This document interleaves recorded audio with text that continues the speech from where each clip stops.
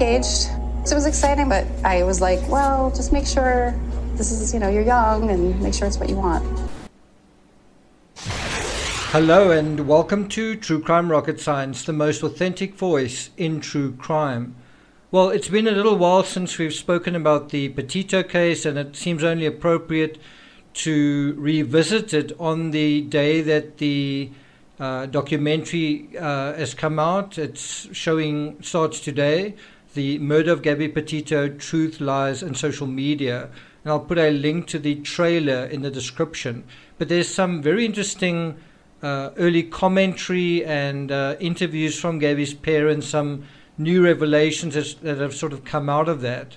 And so in the clip from this documentary, Gabby's mother, Nicole, as you just heard there, admits to having a little reluctance, a little bit of mixed feelings about the idea of her young daughter getting married. She says she reminded her 22-year-old daughter that she was young, and clearly Nicole herself felt that she, that's Nicole, had perhaps rushed into her own first marriage a little bit on the young side, and she didn't want Gabby to make a similar mistake.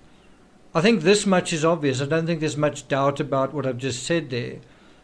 But how do you think Joe, Gabby's dad, Gabby's biological father, how do you think he felt about Gabby marrying Brian? Bear in mind, Joe moved to Florida to be closer to his eldest daughter. How did you feel about the idea of Gabby getting married? We're not going to talk about it. Before we get to that, if you haven't subscribed to this channel, please do like, share, leave a comment, and let's get started. So in the clip, when asked about his feelings on this touchy topic, Joe's pretty clear, isn't he? He's not mincing words. He's not going to talk about it. And I suspect if he did want to talk about it, it wouldn't be a big deal. He doesn't want to talk about it, I'm guessing, because it's still really emotional and perhaps still a sore point. What do you think about that? Now, I do want to take this area of the Petito case a little further.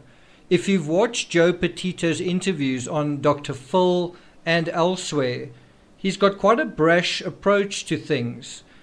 He's sort of got a typical New Yorker sort of... I'm walking here! I'm walking here! Okay, perhaps not quite as bad as that, but I think you get the point of what I'm trying to get at. It's that sort of New Yorker attitude. It's not necessarily something that you don't like. It's not necessarily bad. It's certainly just someone who's really assertive, right? And so my impression of Joe is that he seems quite opinionated, kind of in a good way, in a likable way. But what happens if you were to cross swords? What happens if you were to be on the other side and you had kind of at cross purposes? You just have a totally different opinion. And so what if you were Brian and you simply failed to crack the nod with Joe, with Gabby's father? So first of all, I want to be clear that we're speculating here. We don't really know Joe's feelings on the subject. We are assuming, and we could be wrong. We are suggesting, and we could be mistaken. It could be that Joe thought Brian was all right all along, right? But what happens when we assume that he didn't approve? Perhaps he had no problem with Brian. He just didn't like the idea of his daughter being so young and perhaps quite inexperienced, marrying so young. Perhaps he just didn't like that idea. Nothing against Brian. But if we assume that he didn't approve of the marriage, then you can potentially have a scenario of underlying tension, and also the scenario of the disapproving parent. I mean, it's a cliche, isn't it? And yes, that can be stressful. I mean, I know, I've been there. I've been in that situation. It's not fun, it's not pleasant, it's not easy. So taken further, and I don't mean to be unkind, but it's possible the van life thing was a possible response, a possible reaction. I'm not saying the entire idea was because of this, just that this may have played to some extent into the idea of escaping not just from the usual slings and arrows, not just from the usual sort of humdrum or from the pandemic, but it could also, that it could have been a part of it. Gabby's father, bear in mind that he came all the way down to Florida. And as I say, it may not have been Gabby's idea to escape her dad, but if Brian felt any sense of opprobrium, he may have felt he'd have better access to Gabby in the van, away from home, away from Florida, right? And so Brian may not have been totally thrilled with the van life idea, but he may have thought, well, it's one way of getting away from this sense of control and, almost remote control from, a parent. So imagine the irony, if this is true, imagine the irony of possible parental interference from Gabby's parents' side. And we've heard that her mother had a little bit of reluctance. We don't know what her father's position was, but there does seem to be something niggling on that side. And so just imagine the irony of possible parental interference from Gabby's parents' side, and then this effort to escape this interference, this effort to be free and, under no one's control really, in order to live and love on their own terms.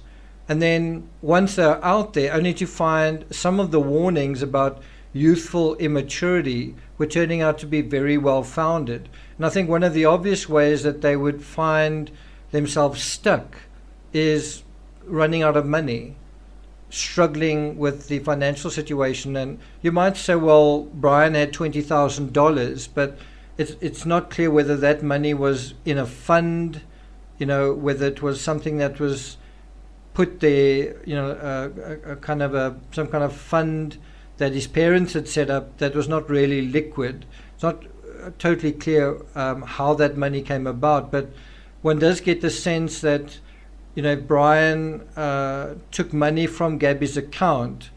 I don't think he would have done that if he had lots of money, at his disposal. And so I think money was the one way that the sort of idea that be careful getting married young, you don't know what can happen. Well, money was one of the ways that could confirm that their inexperience could get them into trouble. And I mean, obviously the Moab incident, which I'm still covering, demonstrated that they were also emotionally immature, right? And this could lead to quite a dangerous situation. And so as time went by on the sort of journey in the van, I wonder whether there wasn't this sense of trying to avoid the sense of I told you so. Not so much Brian being told I told you so, but the sense that Gabby would be told I told you so. And the sense that he knows what Gabby knows about how other people think about him. And do you remember what Rose Davis said? I played it at the beginning of a couple of videos. That she said that Brian always felt afraid that he wasn't going to be enough. Part of that fear may have been rooted in his own inadequacies, I'm sure. But I think the most important part may well have been anchored in a parent being quite clear that they weren't going to give him the green light. They weren't going to give them the green light. And think about how it tends to work when a young man wants to marry a young woman from a fairly traditional background. The young man tends to have to ask her father for her hand in marriage, for his permission. And what happens if he says no? What happens then? Can you get married? And so I do think in a weird way the van life thing was kind of like eloping, especially if you consider that they identified one another as their fiancé during the Moab incident. In conclusion, I just want to say that I never got the sense that there was any resistance or reluctance for Brian to marry Gabby from Brian's parents. I really got the sense that they liked the idea. They already had an older daughter who was married with children. And, why not Brian? Brian didn't have too many friends, too many girlfriends. And Gabby was the sweet, wonderful person, creative, beautiful person. And so Brian was also an artist, and it was wonderful. Let's just let the chips fall where they may. Gabby had already kind of been welcomed into Cassie's family kind of as an aunt, and was playing aunt to her children. And she was already kind of a member of the Laundrie family in a way. So it may be that the Laundries to this day feel undermined and undone and shortchanged in a way because of someone on Gabby's side of the family not giving their son the green light. They may feel not very happy about that. There may be a sense of chagrin at this sort of disapproval, this perceived sense of disapproval.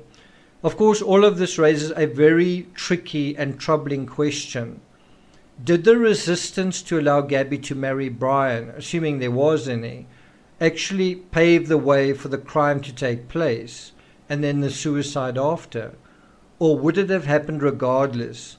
If Brian and Gabby had married, do you think it would still have ended the way it has? Thank you for listening, and I'll see you guys next time. On the outside, he's very charismatic, so it seems very loving, and there's no doubt in my mind that she loves him, and I know that, and from how I've always seen it, he loves her.